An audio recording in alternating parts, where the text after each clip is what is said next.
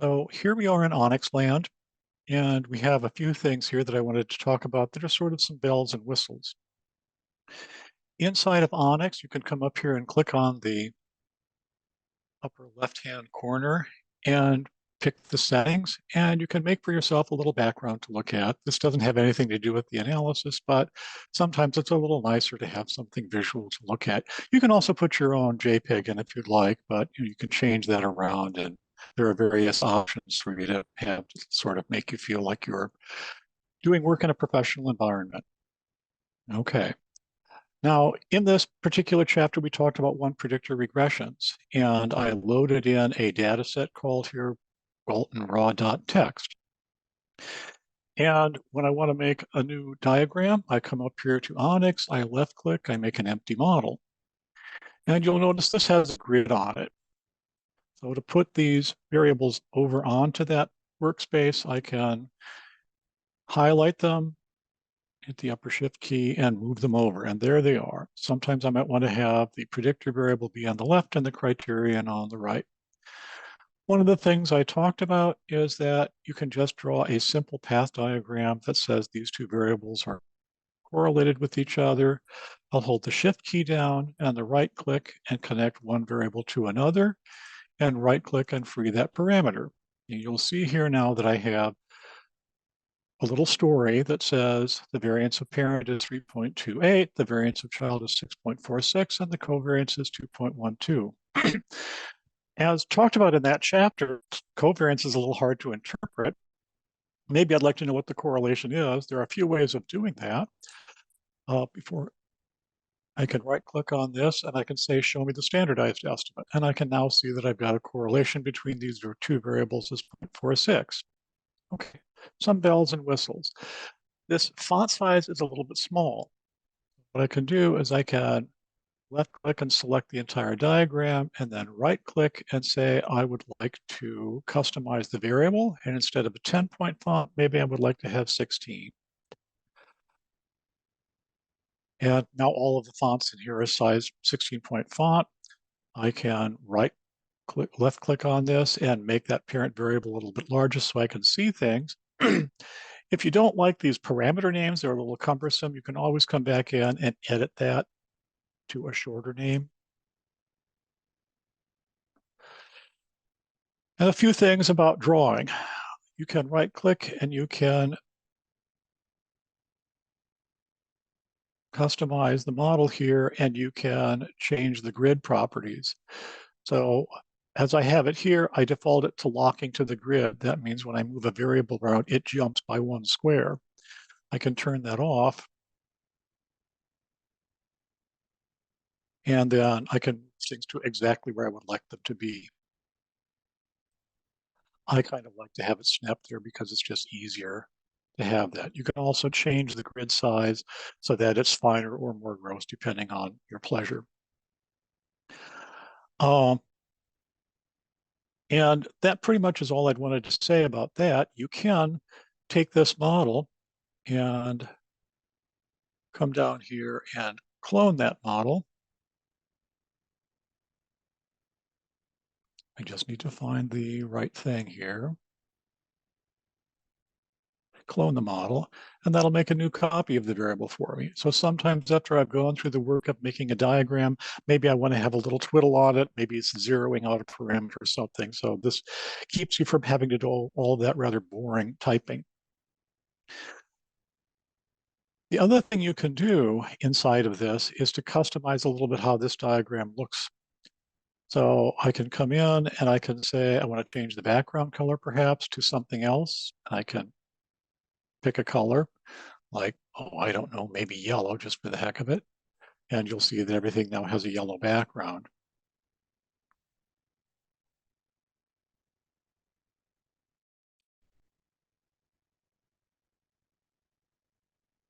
And I kind of like white anyway, okay?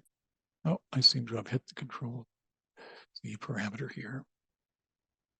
Okay.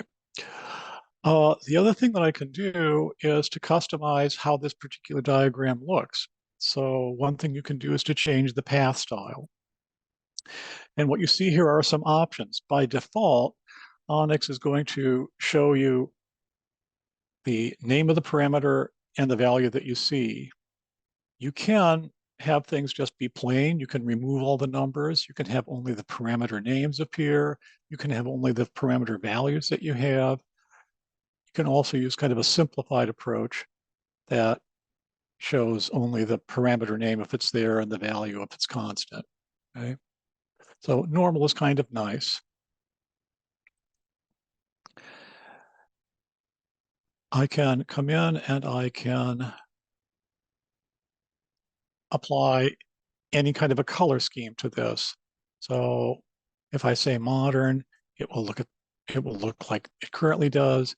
If I come in and I say maybe happy, it will come in with purple and so forth. Some of these parameter names are kind of nice, particularly modern with dynamic stroke width. If you have a really large diagram, it will make the arrows bigger for the larger parameters in absolute magnitude. You can also have sketch if you just messing around. I don't really think that would have a scientific application. Okay, it seemed to have also gone in and changed my values. So let me come back and make those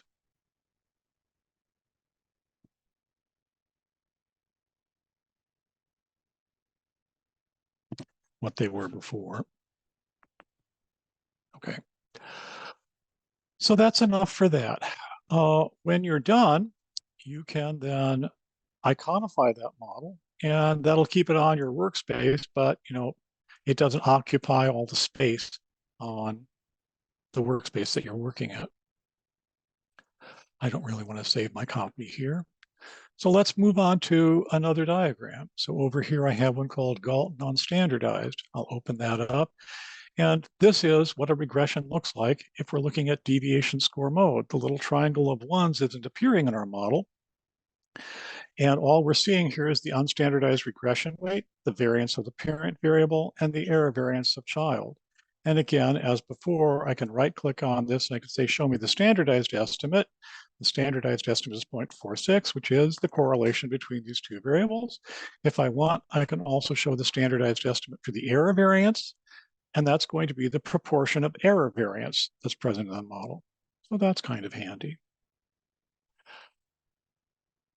If I'm looking at the adjoint matrix, here's what the diagram looks like.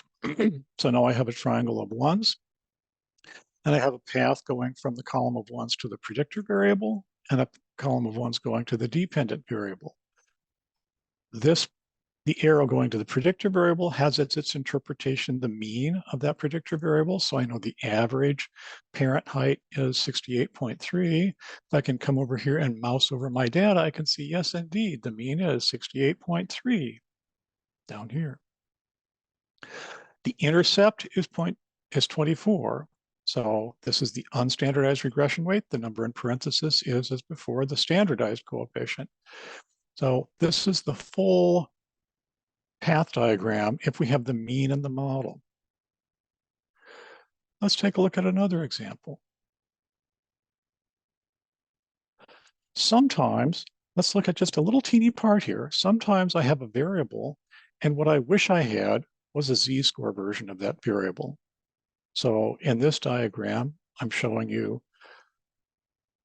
this single manifest variable of child has a variance of 6.48. But if I didn't want that, if I said, well, what would happen if I had a z-score version? I would add a latent variable. Let's just do that quickly here. Create a variable, make it a latent variable, and a z-score variable has a variance of 1. So we'll come over here and draw an arrow from that latent variable to the variable, free it. Maybe I want to give that thing a nice name like z-child. And you'll see that 2.54 squared is 6.46.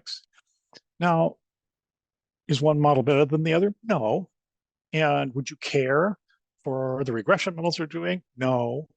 This is a little trick, though, that gets used in behavior genetics when we're looking at estimating the proportion of shared and unique environmental components, a little bit in some classical test theory models. It's just a little tinker toy, a little micro variable. This diagram on the right says the variance of child is 2.54 times the number 1 times 2.54, whereas on the diagram on the left, the variance of child is 6.46. Let's consider another one. Here's a diagram that looks at calculating the correlation coefficient, but I've got the adjoined matrix. So what I've done here is to add the column of ones and have that predict parent and have that predict child. Notice these two numbers actually correspond to the means in the data set for parent and child. And that little puzzle piece that I had of taking a variable and having a z-score up here is applied to parent and applied to child. And that's useful in my little diagram here because now I can put a sling between these two z-scores. And this covariance has as its interpretation that it is a correlation coefficient. Anytime you see two exogenous variables, that is variables that have slings on them, and they have a variance of 1, any slings involved in that are a correlation. This gets expanded on in other things as we go forward in the class. Well, instead of talking about variances, let's calculate the variance now from an adjoined matrix, just a little bit of a puzzle piece here.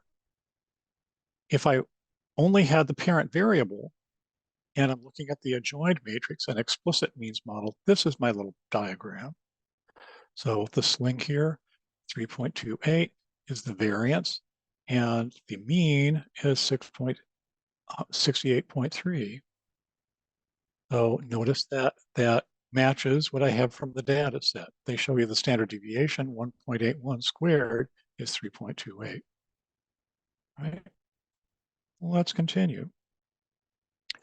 Later on in the chapter, I talk about the fact that in a regression model, there's two ways to model error variances. Let's take a look at these. The leftmost diagram is our old friend, the one predictor regression that we saw at the top of this video. I've got a variance of parent, coefficient, and unstandardized regression rate from parent to child, and child and an error variance. And if I wanted to, I can show those standardized estimates as well. Notice that I get exactly the same numbers out if instead of a sling on the endogenous variable, I have a latent variable that has a circle in it. So here I'm saying there's a latent variable called error that predicts child and a manifest variable called parent. I don't have access to the error variable. It's observed minus predicted squared. I'd have to do some calculations to get that. But the path from that error variable to child has as its value, it's fixed at 1. This corresponds to the equation child is equal to some number times parent plus 1 times some other number, which is the error of prediction.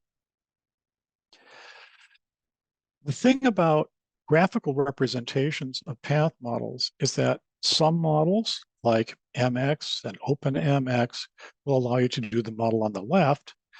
Other packages require you to specify the model as you see it here in the middle.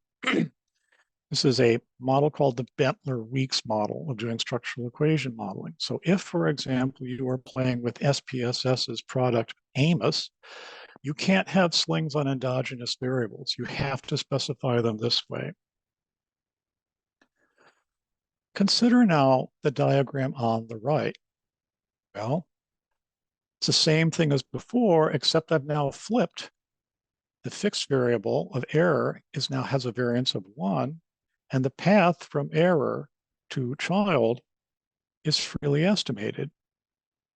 Well, just as with the earlier example, flipping that means that this variable, 2.26, is the standard deviation of errors of prediction.